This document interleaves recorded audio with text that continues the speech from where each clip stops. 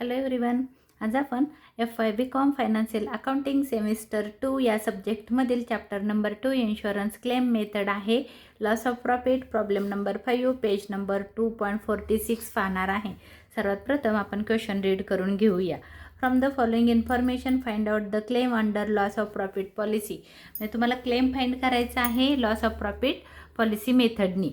Cells दिलेले आहे 2020 15 lakh, 2021 18 lakh, sales in 2022 21 lakh 60,000, sales in 2023 25 lakh 92,000. तुमच्या एक गोष्ट लक्षात आली असेल क्वेश्चन रीड करताना की सेल्स काय होत आहेत, वाढत चाललेले आहेत, म्हणजे विक्रीमध्ये वाढ होत आहे, म्हणजे हा अपवर्ड ट्रेंड आहे. त्याच्यानंतर नेट प्रॉफिट 2023 इथं दिलेला आहे. नेहमी लक्षात ठेवायचं नेट प्रॉफिट हा प्रिव्हियस इयरचाच दिलेला असतो. म्हणजे हे जे इयर दिलेलं आहे हे प्रिव्हियस इयर आहे. 2023 इज अ प्रिव्हियस इयर. इथं सांगितलेलं आहे इन्शुअर स्टँडिंग चार्जेस इन 2023.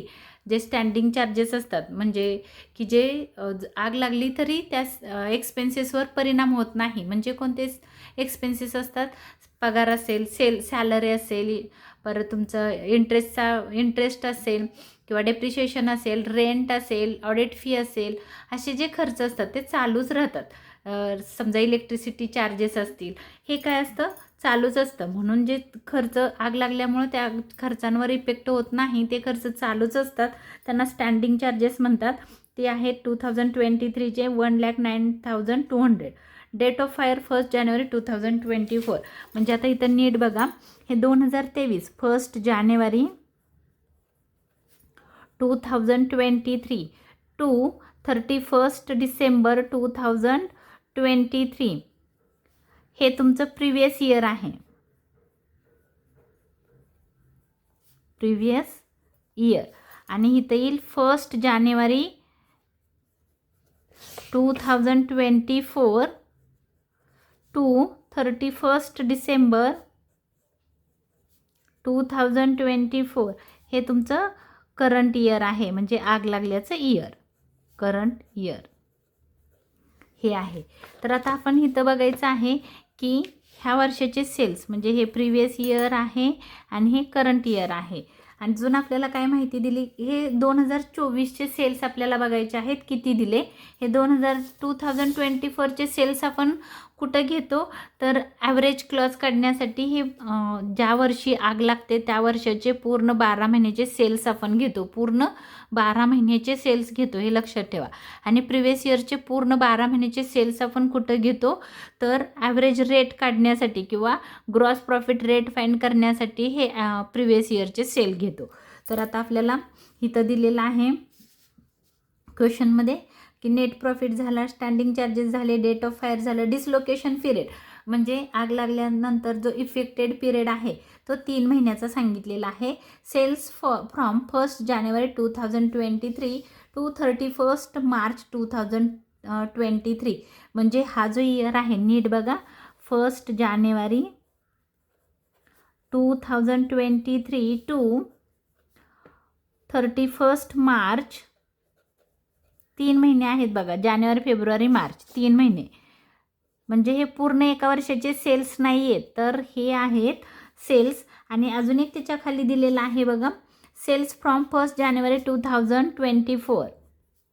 1 जानेवारी 2024 टू सेम कालावधी आहे बघा, 31 मार्च 2024. म्हणजे हे जे आहेत हे डिसलोकेशनचे सेल्स आहेत, डिसलोकेशन. आणि हे आहेत हे करस्पॉन्डिंग. करस्पॉन्डिंग म्हणजे प्रिव्हियस इयरचे त्याच कालावधीमध्ये तुमचे सेल्स किती झाले होते आग लागल्या ह्या वर्षी 1 जानेवारीला ते 31 मार्च हा डिसलोकेशनचा पिरियड आहे. ह्या 3 महिन्यामध्ये जेवढी तुमची ह्या वर्षी विक्री झालेली असती किंवा झाली, म्हणजे आग लागल्यानंतर इफेक्ट झालेला आहे, त्याच्यामुळे तुमच्या विक्रीवर परिणाम होतो. कारण जेवढे पूर्वी तुम्ही सेल्स करत होता, म्हणजे सेम कंडिशन बघायची आहे त्याच्या अगोदरच्या वर्षी, म्हणजे जानेवारी 2023 ते मार्च 2023मध्ये तुम्ही किती सेल केलेले होते तेच सेल्स आपण बघायचं आहे आग लागल्यानंतरच्या इयरला किती सेल्स झाले, आणि या दोघांचं मायनस करून जे आन्सर येईल त्याला आपण शॉर्ट सेल म्हणतो. तर शॉर्ट सेलसाठी ह्या सेल्सचा उपयोग करणार आहोत. पण ह्या वर्षाचे सेल्स ह्या क्वेश्चनमध्ये दिलेले नाहीत. पुढे दिलेला आहे इम्युनिटी पिरियड 9 मंथ्स, म्हणजे नुकसान भरपाई मिळण्याचा कालावधी 9 महिन्याचा आहे. पॉलिसीची अमाऊंट आहे 7,50,000. हा आपला क्वेश्चन रीड करून झाला. तर 2023पर्यंत सेल्स दिलेत, म्हणजे प्रिव्हियस इयरचे सेल्स आहेत. हे करंट इयरचे सेल्स तुम्हाला दिलेले नाहीत, पण तुम्हाला त्यांनी प्रिव्हियस इयर्स 20पासून 23 पर्यंत दिले, म्हणजे तुम्हाला सेल्समध्ये किती वाढ झाली हे शोधता येईल. म्हणजे तुम्हाला 2024ला किती सेल्स होते हे शोधता येईल. मग त्याच्यासाठी तुम्हाला ही इन्फॉर्मेशन त्यांनी दिलेली आहे. ह्या इन्फॉर्मेशनच्या आधारे आपण 2024चे सेल्स शोधणार आहोत. तर मग आपण इथं क्वेश्चन कसं सॉल्व करायचं आहे, तर कितीनी सेल्समध्ये वाढ झाली आहे ते आपल्याला बघायचं आहे. म्हणून पहिलं सोल्युशन लिहिताना पहिलं बघायचं आहे की 2000, कारण बघा वाढत गेलेले आहेत सेल्स. म्हणजे ह्या दोघांचं जेव्हा तुम्ही मायनस कराल तेव्हा तुमच्या लक्षात येईल की 2023ला आणि 22मध्ये ह्या दोघांमध्ये किती रुपयाचे सेल्स वाढले. मग तुम्ही पर्सेंटेजमध्ये पण काढू शकता. म्हणून आपण इथं लिहिणार आहोत cells in 2023 have increased by आता आपल्याला रुपीज काढायचं आहे. म्हणजे तुम्ही कसं काढणार आहात, तर 25,92,000 मायनस 21,60,000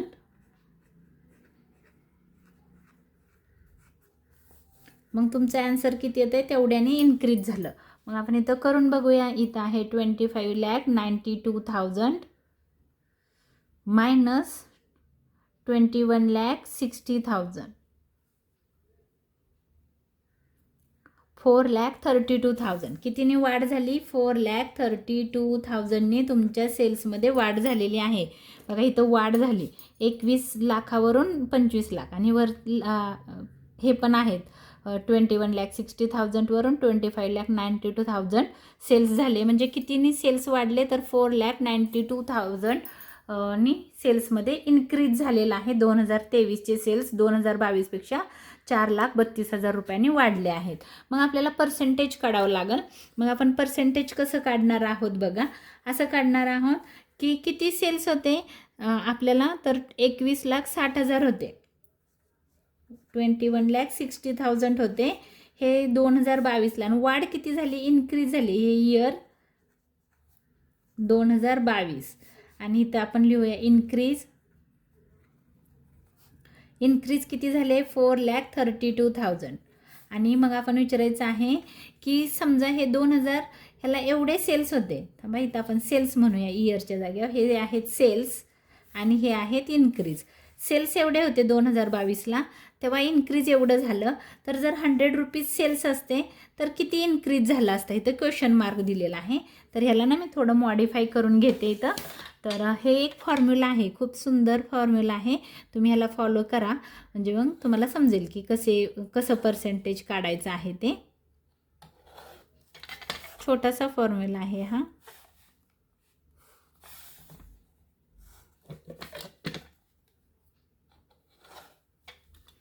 तर आता बघा, सेल्स होते 2022ला एवढे, वाढ झाली एवढी. हे 2023चे मध्ये झालेलं इन्क्रीज आहे. तर 100ला किती, मग खाली इथं देअरफॉरचं साईन टाकायचं, ह्याला रेसिप्रोकल करा, उलट करा. हे 100 वर जातील, हे 21,60,000 खाली येतील, इंटू 4,32,000 हे. तर ह्याला आपण कॅल्क्युलेट करून घेऊया. 100 डिवाइड बाय 21,60,000 इंटू 4,32,000 20%. आता कितीने वाढ झाली, तर 20% इन्क्रीज झालं. हे झालं आपलं पहिलं वर्किंग नोट. तर आता आपल्याला दुसरी वर्किंग नोट करायची आहे की आता बघा ह्या दोघांचं तुम्ही काय केलं, पेन्सिलनी करून ठेवू शकता. इथं पेन्सिलनी करते. ह्या दोघांमधून आपण काय केलं, पहिलं 23, 22. आता पुढचे दोन 21, 22 हे दोन घ्यायचे. आता ह्या दोनमध्ये काय करायचं तर 22मधून 21चे सेल्स मायनस करायचे. बघा इथं लिहिणार आहे मी टू सेल्स इन 2023 नंतर येणार आहे 22. Sales in 2022 have increase by किती रुपयांनी इन्क्रीज झाले ते आपल्याला इथं मेन्शन करायचं आहे. मग 21,60,000 मायनस 18 लाख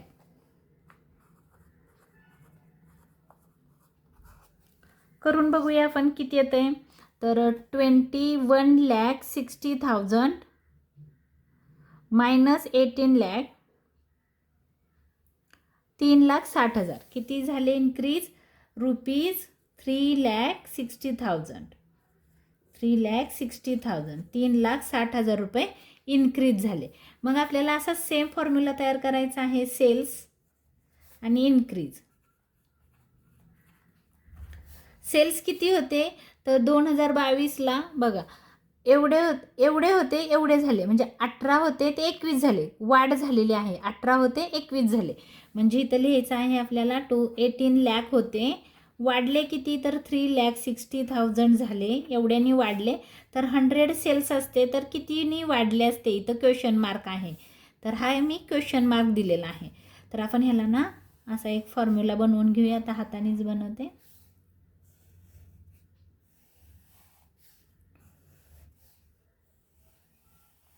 देअरफोर ह्याला रेसिप्रोकल करा. 100 वर 18 लाख खाली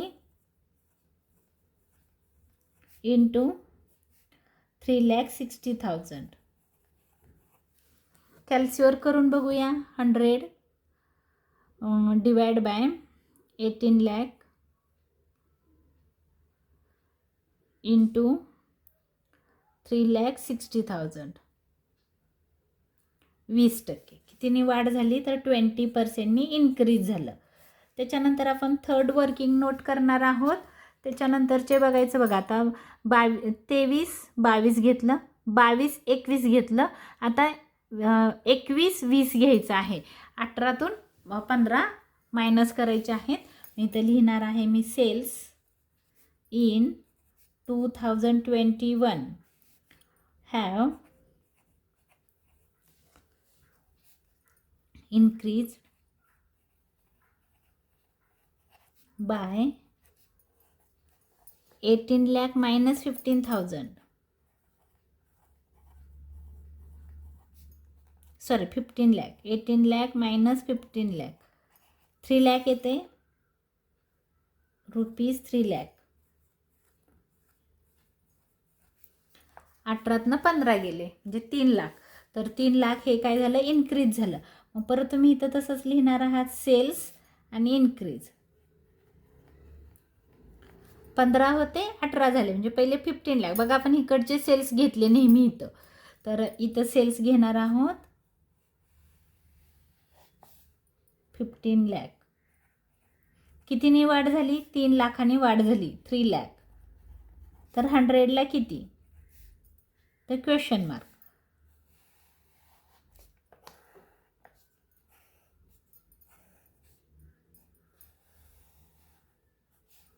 रेसिप्रोकल करा. 100 वर 15 लाख खाली डिनॉमिनेटरला 15 लाख इंटू 3 लाख. हे 3 लाख इथं किती टक्के येत आहे बघूया करून. 100 divide by 15 lakh 15 lakh into 3 lakh 20%. म्हणजे आपल्या लक्षात आलं की जो वाढण्याचा रेट आहे तो किती आहे तर 20% आहे. म्हणजे 20%नी सेल्स काय झालेले आहेत इन्क्रीज झालेले आहेत. आता आपल्या लक्षात येईल की जे 2023चे सेल्स आहेत तर ते किती टक्क्यांनी वाढलेले आहेत 20% वाढलेले आहेत. म्हणजे तुम्हाला करंट इयरचे जे आपल्याला इथले सेल्स काढायचे आहेत ते कळेल. तर आपण 2023 सेल्स इन 2023 किती आहेत बघा इथं क्वेश्चनमध्ये दिलेले आहेत 25,92,000. हे इन्क्रीज करायचं आहे, म्हणजे ह्याच्यावर 20% वाढ झाली. ह्याच्यावर पहिले 20% काढून ह्याच्यामध्ये ॲड केल्यानंतर तुम्हाला सेल्स मिळतील. तर 25,92,000 इंटू 20%. कितीने वाढ झाली? तर एवढ्याने वाढ झाली. म्हणजे जे सेल्स होते 25,92,000 प्लस याचा आन्सर आलेला आहे 5,18,400.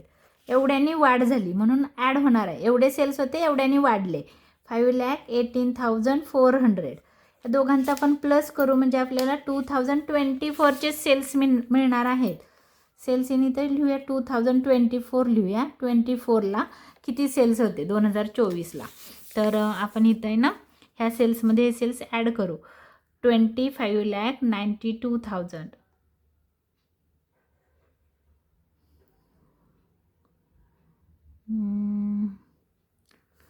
एखादा झिरो नाही ना जास्त झाला बघा एकदा काळजीपूर्वक.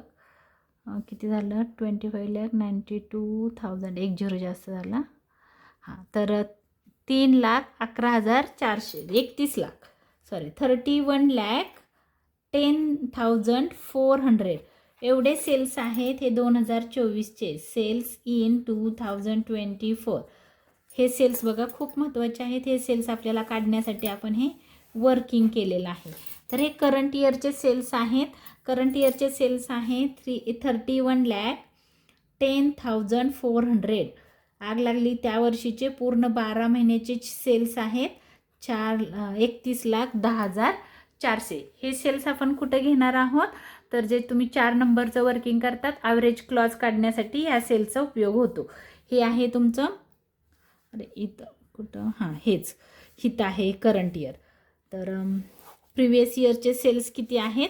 तर प्रिवियस इयरचे सेल्स आपल्याला इथं क्वेश्चनमध्ये दिलेले आहेत. प्रिवियस इयरचे आहे 25,00,000. 2023चे 25,92,000 हे प्रिवियस इयरचे सेल्स आहेत. आपण लिहिले इथं प्रिवियस इयर आणि इथं लिहिले करंट इयर. हे आहेत सेल्स. 2024चे सेल्स आपण घेतो 4 नंबरचं जे ॲव्हरेज क्लॉज काढण्यासाठी आणि ह्या ग्रॉस रेट फाईन करण्यासाठी हे सेल्स घ्यायचे आहेत. तर हे आपण असं कॅल्क्युलेशन करून काढून घेतलं. आता आपल्याला काय करायचं आहे की ॲन्सर काढताना सगळ्यात पहिला आपण शॉर्ट सेल काढतो. तर हे सेल्स काढून घेतले. प्रत्येक खालून वर जायचं, खालच्या 2 इयरवर कम्पेअर करायचं, कितीनी वाढ झाली बघायचं आणि टक्क्यांमध्ये त्याला कन्वर्ट करायचं, म्हणजे पर्सेंटेजमध्ये कन्वर्ट करायचं. तर आता आपण इथं काय करणार आहोत? पहिलं शॉर्ट सेल काढणार आहोत. इथं आहे calculation of short sale.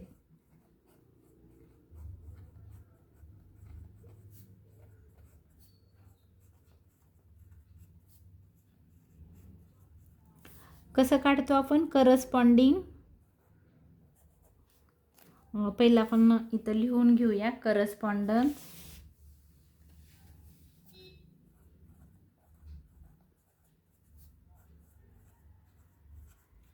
Corresponding period. तुम्हाला इथं पिरियड लिहायचं असेल तर लिहू शकता. आपण इथं वर्किंग नोटमध्ये केलेलं आहे बघा. करस्पॉन्डिंगचा पिरियड आहे 1 जानेवारी 2023 टू 31 मार्च 2023. तुम्हाला लिहायचं असेल तर तुम्ही लिहू शकता 1/1/2023 टू 31/3/2023 2023. अमाऊंट किती आहे त्याची? तर आपल्याला इथं बघावं लागेल. तर करस्पॉन्डिंग 2023 6,48,000. 6,48,000. 6,48,000. त्याच्यामधून आपल्याला लेस करायचे आहेत डिसलोकेशन पिरियड.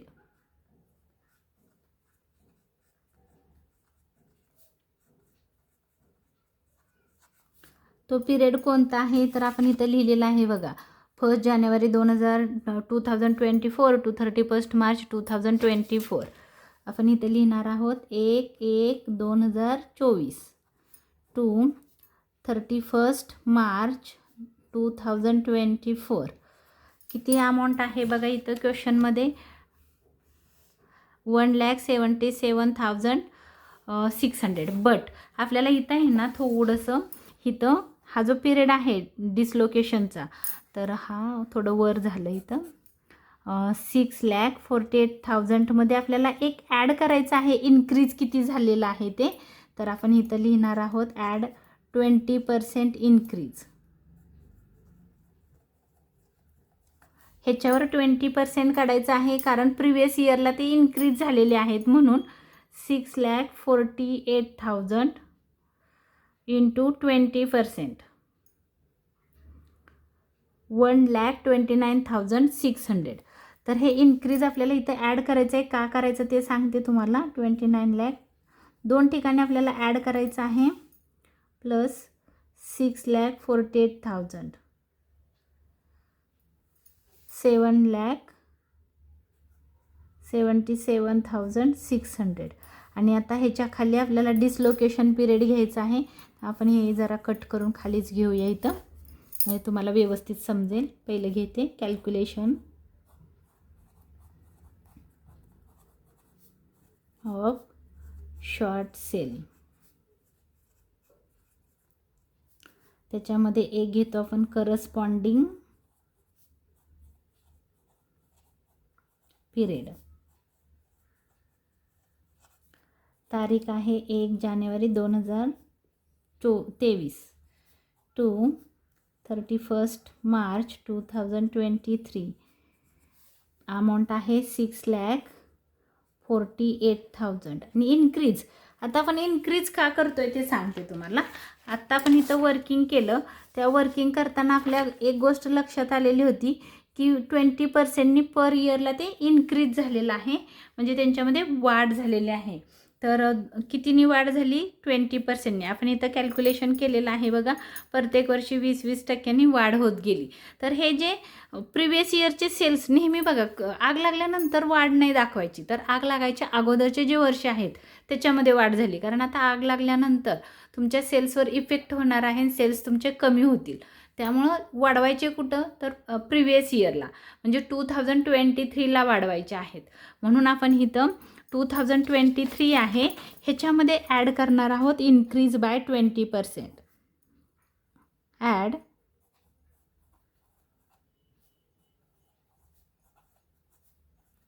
20%. आता इथं पर्सेंट कसं काढलं ते पण लिहिते.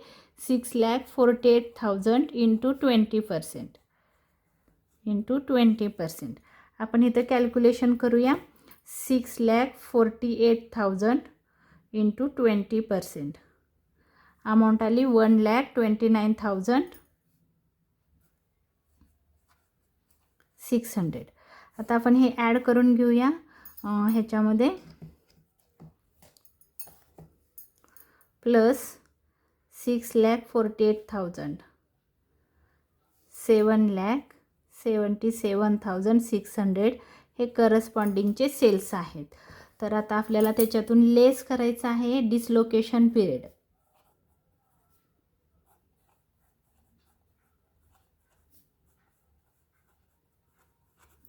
पिरियड आहे असा सेम असतो, फक्त इयर येतं 2024. 1 जानेवारी 2024 टू 31 मार्च 2024 हा पिरियड आहे. डिसलोकेशनच्या पिरियडमध्ये सेल्स किती झालेत आपल्याला क्वेश्चनमध्ये इथं दिलेलं आहे. सेल्स आहेत 1,77,600, 1,77,600. तर हे मायनस केले की आपले येणार आहे 6 लाख, 6 लाख. ह्याला म्हणायचं आहे शॉर्ट सेल.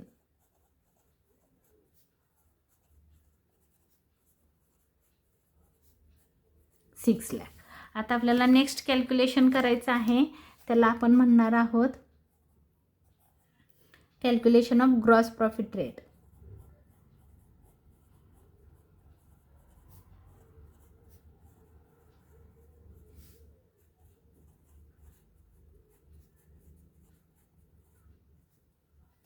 याचा फॉर्म्युला काय आहे ते बघा. तर आपल्याला ग्रॉस प्रॉफिट रेट काढताना net profit plus standing charges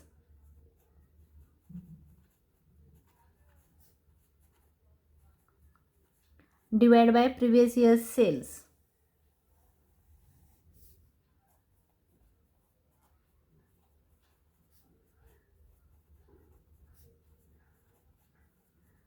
previous year sales. तर प्रिवियस इयर सेल्स आहेत इंटू 100. तुम्ही असं पण म्हणू शकता सेल्स ऑफ प्रिवियस इयर. तर नेट प्रॉफिट क्वेश्चनमध्ये बघा किती दिलेलं आहे. नेट प्रॉफिट आहे 1,50,000. क्वेश्चनवरच ठेवते इथं थोडंसं.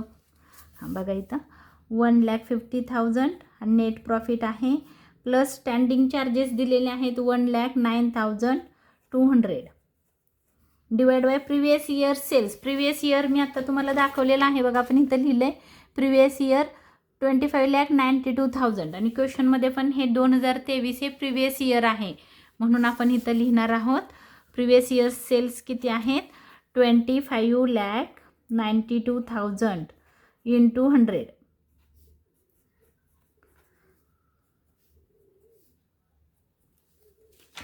अमाऊंट आपण फाइंड आउट करूया. 1,50,000 प्लस 1,09,200.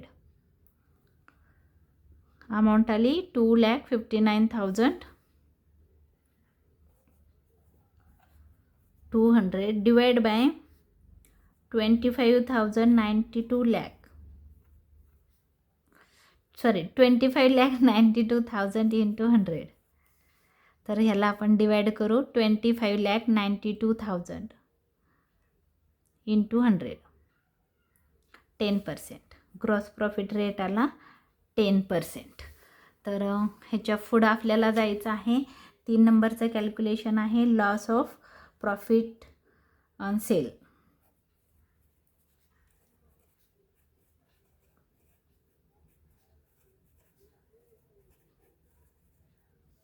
आता इथं कसं काढायचं आहे तर हा रेट आणि हे शॉर्ट सेल या दोघांचं इंटू करायचं आहे. फॉर्म्युला आहे gross profit rate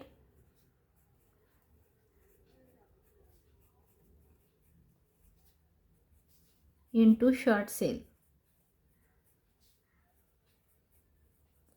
gross profit rate आहे 10% म्हणजे 10/100 इंटू 6 लाख.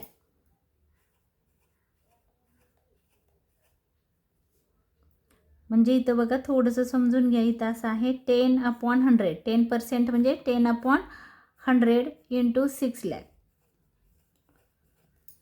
तर 60,000 येणार आहे. तरी पण काढून दाखवते. 6 लाख इंटू 10% 60,000. 60,000 हे आलं तुमचं loss of profit on sales. आता ह्याच्यानंतर आपल्याला एक कॅल्क्युलेशन करायचं आहे. त्याचं आपण इथं नेक्स्ट पेजवर करूया. Application on average clothes.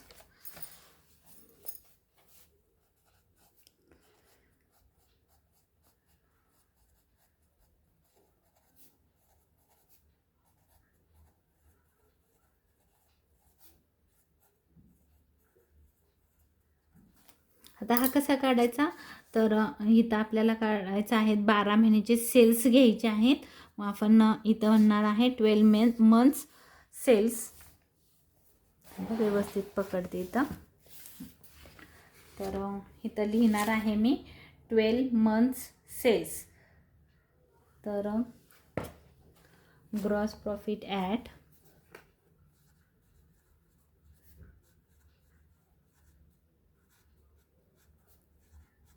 at 10% on the sales for 12 months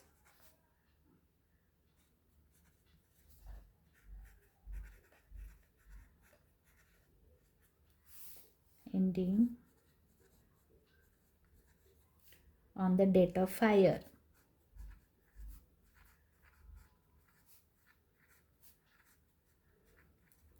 आता आपण इथं वर्किंगमध्ये बघा डेट ऑफ फायर कधी झाली तर 1 जानेवारी 2024ला. त्या वर्षाचे सेल्स आपण काढलेले आहेत. किती टक्क्यांनी इन्क्रीज झालेलं होतं क्वेश्चनमध्ये आपण तर 20%नी पर इयर काय झालेले आहेत सेल्स इन्क्रीज झाले.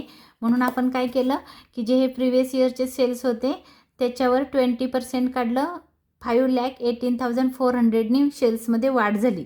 म्हणून आपण ह्या सेल्समध्ये म्हणजे जे हे प्रिव्हियस इयरचे सेल्स होते त्याच्यामध्ये हे इन्क्रीज झालेले ॲड केले, म्हणजे आपल्याला सेल्स मिळाले 2024चे 31,10,400. तर आपण इथं अमाऊंट लिहिणार आहोत त्याच्यावर 10%, म्हणजे 10 इंटू 10% आहे म्हणून 10/100 इंटू 31,10,400. तर ह्याच्यावर 10% एक झिरो कट केला की येतं, तरी पण काढून दाखवते तुम्हाला. 31,10,400 इंटू 10% किती अमाऊंट आली, तर 3,11,040. 3,11,040 हे आपला ॲव्हरेज क्लॉज आला. हे काय आलं तर ॲव्हरेज, किंवा ह्याला आपण इन्शुरन्स कवर म्हणतो. इथं आपण लिहूया insurance cover is equal to,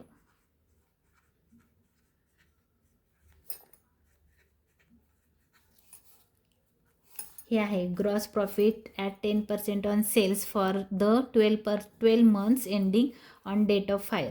किंवा तुम्हाला एवढं सगळं नाही लिहिता आलं तर फक्त लिहा 10% on sales for the 12 months year ending on the date of fire. Date of fire महत्त्वाचे आहे, कारण ते तुम्हाला मेन्शन करावं लागेल की कोणत्या वर्षाचे सेल्स आहेत ते, म्हणून. तर त्याच्यावर 10% काढलं, एवढं आलं. Insurance cover required is equal to 3,11,040 एवढं आपल्याला कवर मिळणार आहे. पण ह्या क्वेश्चनमध्ये जी तुम्हाला इन्फॉर्मेशन दिलेली आहे ती नीट बघायची आहे. काय दिलेले आहे तर ह्या क्वेश्चनमध्ये तुम्हाला पॉलिसीची अमाऊंट 7,50,000 दिली, म्हणजे तुम्ही पॉलिसी किती घेतलेली आहे एवढी. तर आपण थोडंसं काळजीपूर्वक इथं बघायचं आहे की इथं जो तुम्हाला कवर मिळणार आहे तो कितीचा आहे, म्हणजे कवर म्हणजे नुकसान भरपाई कितीपर्यंत मिळू शकते, ती 3,11,040 पर्यंत. पण आपलं ॲक्च्युली नुकसान किती झालेलं आहे बघा, 60,000च झालं आहे. आणि विमा पॉलिसी पण तुमची जास्त आहे, पॉलिसी आहे जास्त पण नुकसानच झालं नाही तेवढं, तर तुम्हाला काय होणार आहे, नुकसान भरपाई जेवढं नुकसान झालं आहे तेवढं मिळणार, कारण पॉलिसीची अमाऊंट जास्त आहे. म्हणून तुम्हाला ह्याच्या पुढं हा जो आपण असं काढतो ना बघा, ह्याच्या अगोदर आपण काय करायचो माहिती आहे का, असं लिहायचो claim is equal to policy, insurance policy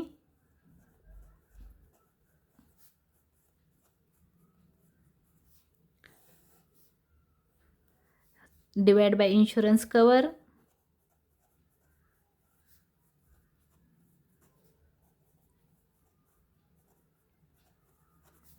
into loss of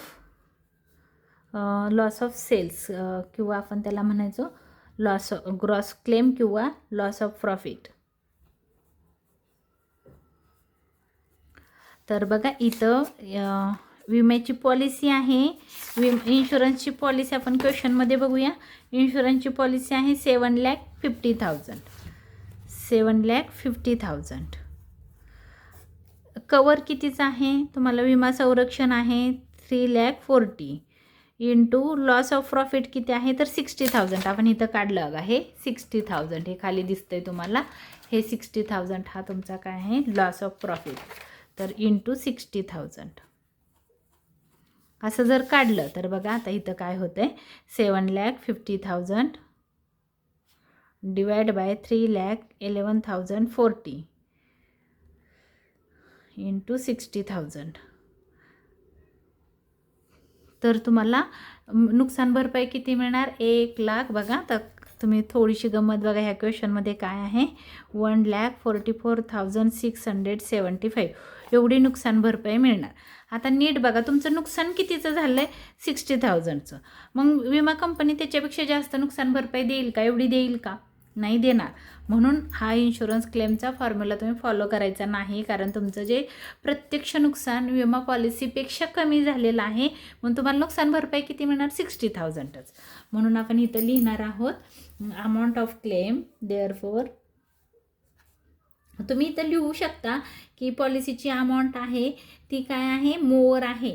इथं आपण एक नोट लिहूया की amount of policy is more than the annual profit. इथं लिहिते अमाऊंट ऑफ, देअरफॉरचं साईन टाकले,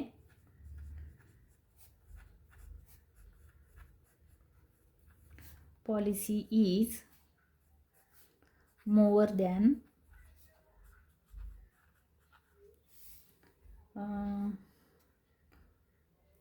दॅन जास्त आहे कशापेक्षा, तर क्वेश्चनमध्ये बघूया आपण कशापेक्षा, तर लॉस ऑफ प्रॉफिट म्हणजे जो प्रॉफिटचं नुकसान झालं त्याच्यापेक्षा. Amount of policy is more than loss of profit. Therefore म्हणून आपल्याला मिळणार आहे amount claim is equal to ₹60,000. किती नुकसान झालेलं आहे, तर 60,000. इथं बघा आहे पाठीमागच्या पेजवर 60,000 नुकसान झालं, म्हणून 60,000च नुकसान भरपाई मिळणार आहे. मग खाली लिहू शकता इन्शुरन्स क्लेम विल बी ₹60,000.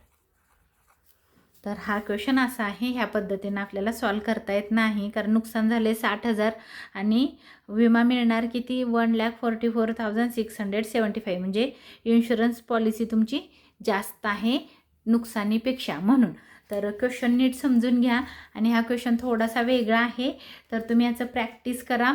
आणि हा जर माझा व्हिडिओ तुम्हाला आवडला असेल तर लाईक करा, शेअर करा, सबस्क्राईब करायला विसरू नका. धन्यवाद.